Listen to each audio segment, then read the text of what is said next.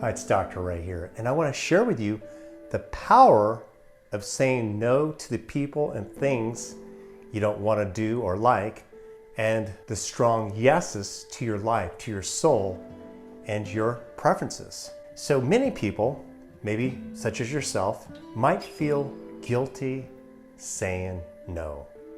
You don't want to hurt someone's feelings. You don't want to miss opportunities, or you just want to be liked.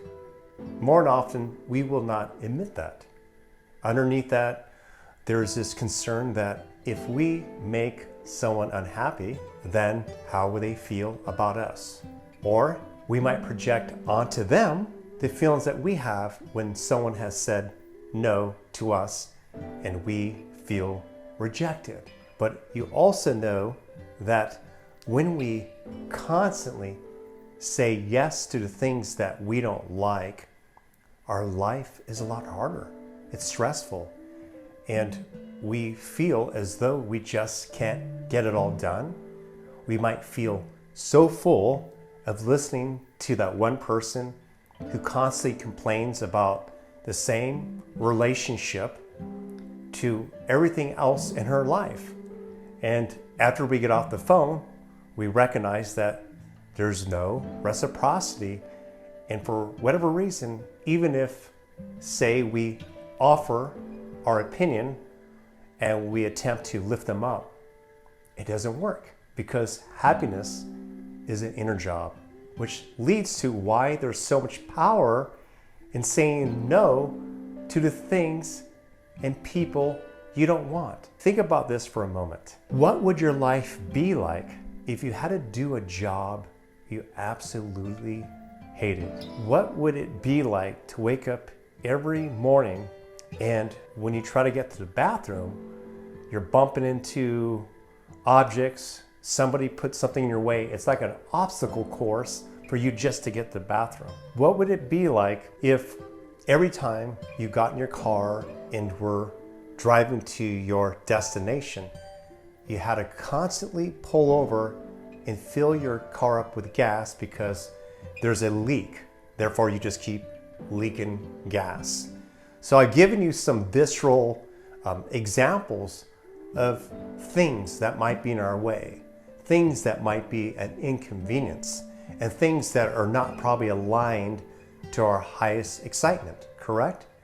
Now, have you had this experience where, whether it's your job, you forget to eat because you love doing this project, or maybe you are playing your guitar or just dancing music and you forget about time, or where you're in a conversation where you're learning, the person sees you and you love to hear what they have to talk about. Therefore, when you are with this person, you just feel like a better person. That excites you, correct? So that is how I want you to connect to what happens to your body every time you say yes to the things you really want to say no to. I want you to recognize in your body when you say yes to things you really maybe even hate, when you know you prefer to be doing something else. And what ends up happening is that when people keep saying yes to everything, you're no longer living your life. Do you understand what I'm saying here? It's where you're kind of living someone else's plan. You're taking on responsibility that's not yours. You're holding yourself responsible for someone's happiness, including whether or not they feel bad by you saying, hey, it's not a good time. Do you understand? And again, you know and I know, even if you or I are, say, feeling really awful, like meaning like we're just having a bad day, and someone says something kind to us and they try to, say, lift us up, there's a good chance, even with that compliment, if we're having a bad day, maybe we'll have a smirk, maybe we'll feel neutral, maybe we'll say thank you, but it doesn't change our constitution, right? We still kind of feel like we're in a funk. Well, unhappy people didn't just wake up that day and go, oh my God, my life sucks and I'm unhappy. People who are always angry didn't all suddenly wake up and go, God, I have a lot of things to be angry about. People who come off as being pessimistic didn't just all suddenly start looking at life from a negative lens. Do you see where I'm coming from? So you can be compassionate, you could be empathetic, and you could be loving. But remember, you're not playing God, and you're not a person's therapist. And even if you were someone's therapist or coach, do you know what they always say? Is that it's an inner job. Happiness is an inner job.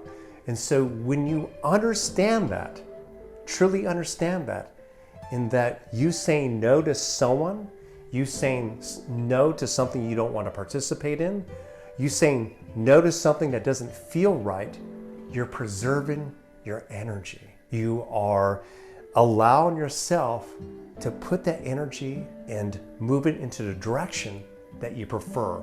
The conversations you want to have, the people you want to hang out with, the projects you want to work on, and the things that you just want to do, in your day.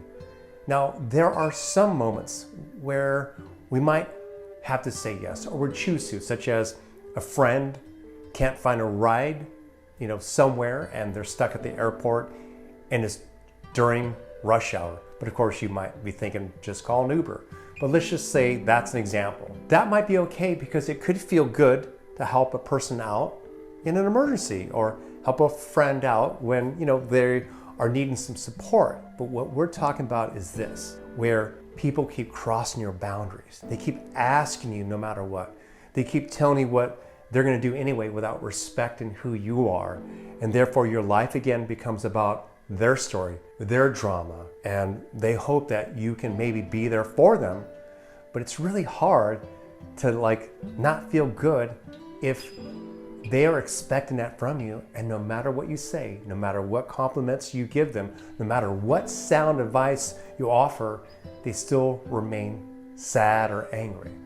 So remember that. Saying no to people, places, and things will preserve your energy. It will lighten your day. It will make you feel more energized.